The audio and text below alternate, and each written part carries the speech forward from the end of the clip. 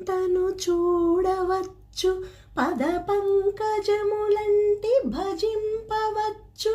తా వెంటను నడచివచ్చునహో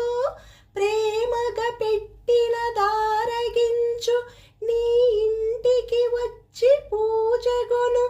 ఏర్పడు శంకల నూర్చివైచు, ముక్కంటిగా తన్నెరుంగ